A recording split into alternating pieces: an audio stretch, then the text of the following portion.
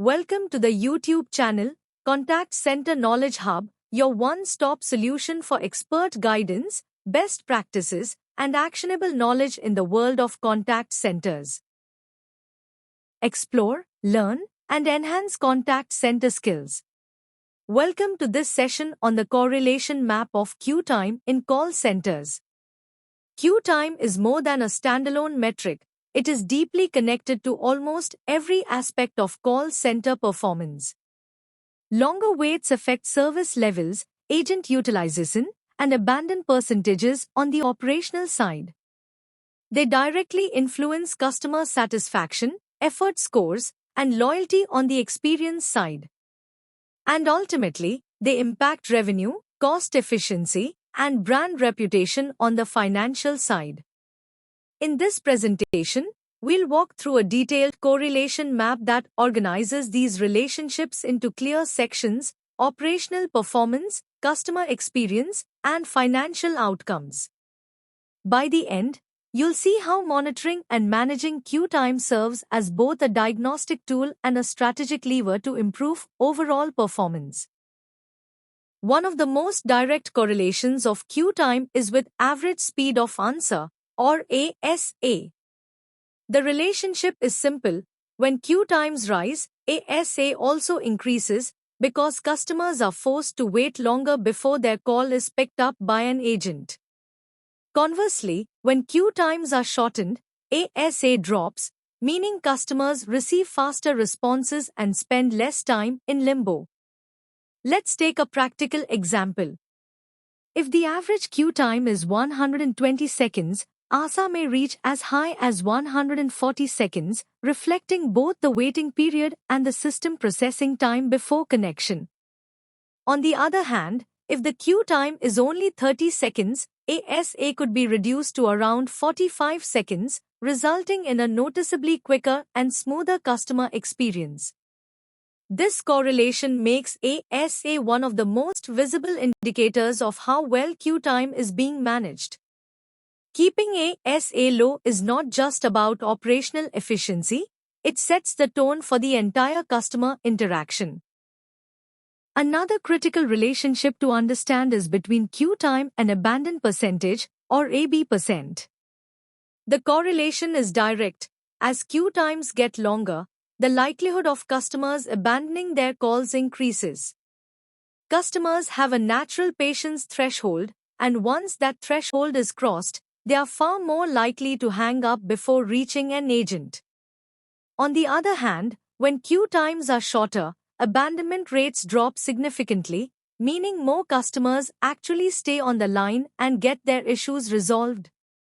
For example, when the average queue time is 180 seconds, the abandon percentage may climb as high as 20%, with 1 in 5 customers leaving before service begins. But if the queue time is reduced to just 60 seconds, the abandon rate can fall to as low as 5%, ensuring far more calls are answered and customer needs are met. This correlation underscores why queue time management is not only about efficiency, it's directly tied to revenue protection, customer satisfaction, and brand loyalty. Queue time also has a strong inverse correlation with service level, or SL. Service level is typically defined by targets such as answering 80% of calls within 0 seconds, the well-known 80-20 rule. When queue times rise, fewer calls are answered within this threshold, and SL compliance falls. On the other hand, when queue times are reduced, more calls meet the target, driving stronger SLA performance. For instance, with an average queue time of just 30 seconds, SL compliance may reach 85%, exceeding the 80-20 target. But if the queue time increases to 90 seconds, SL compliance can drop dramatically, perhaps to as low as 60%, meaning 4 out of 10 customers are left waiting beyond the promised window. This correlation highlights why queue time is not simply an internal metric. It directly determines whether service level agreements are achieved or breached, with real implications for both customer satisfaction and financial performance. Another important relationship to recognize is between queue time and average handle time, or AHT. The correlation is indirect but highly significant. When AHT is high, agents remain occupied on calls for longer periods. This limits their availability for new callers, which in turn causes queues to build up and waiting times to increase. On the other hand, when AHT is reduced, agents free up more quickly, making them available to handle the next customer and shortening queue times.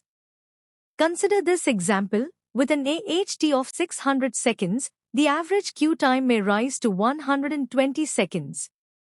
But if AHT is reduced to 400 seconds, the queue time can fall to just 40 seconds, creating a much faster and smoother experience for the customer. This demonstrates how optimizing AHT through better training, process improvements, and AI-driven agent assist has a direct ripple effect on queue times, service levels, and ultimately, customer satisfaction. One of the most critical correlations is between queue time and customer satisfaction metrics, specifically CSAT and Net Promoter Score, or NPS. The relationship is clear and consistently negative. As queue times grow longer, customer satisfaction declines and loyalty weakens. Customers waiting too long often rate their experience poorly, regardless of how well the agent ultimately resolves their issue. In the same way, Net Promoter Scores drop when customers perceive the brand as slow or unresponsive, increasing the risk of churn. On the other hand, when queue times are minimized, customers feel valued and respected. Shorter waits directly translate into higher CSAT scores and stronger NPS performance, which in turn fuel loyalty, referrals, and repeat business.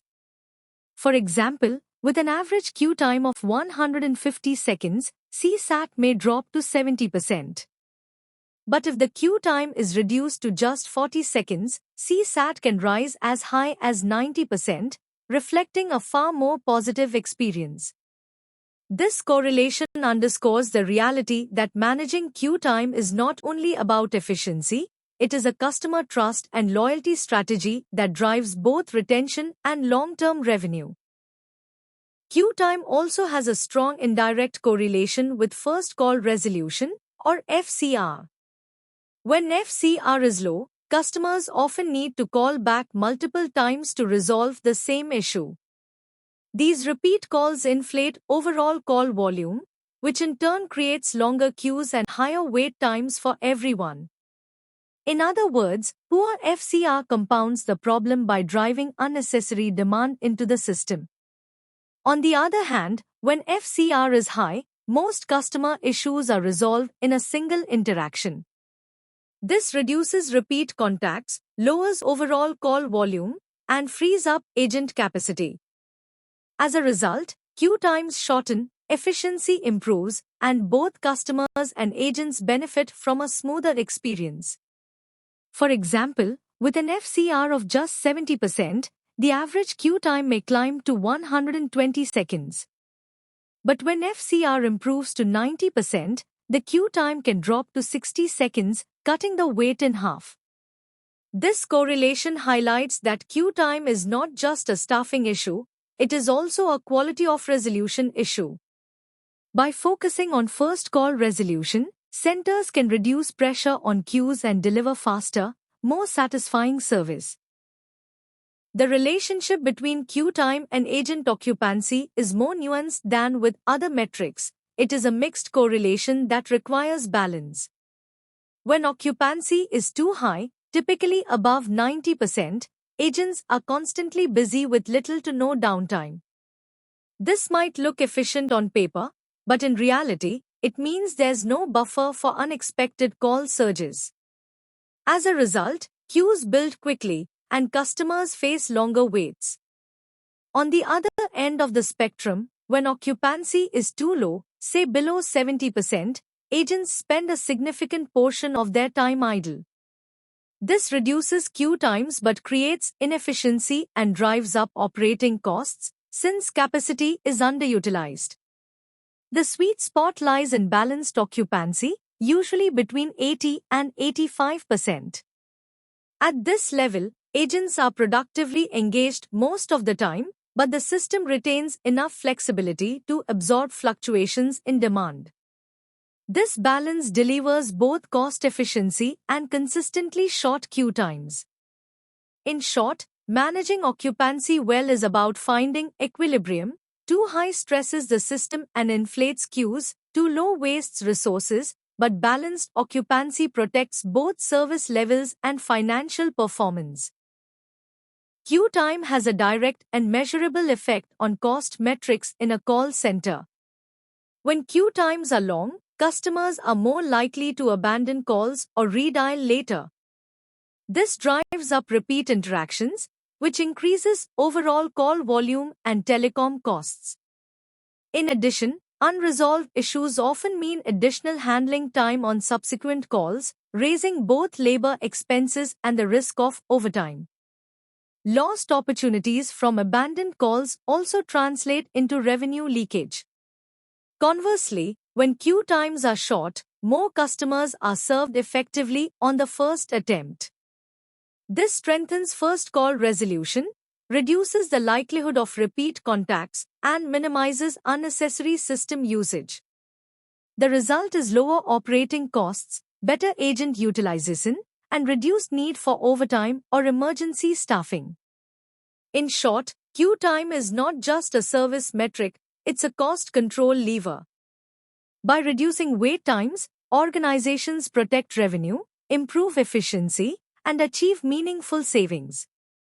Thanks for watching my YouTube channel, Contact Center Knowledge Hub. If you found this helpful, don't forget to like, share, and subscribe for more insights. See you in the next video.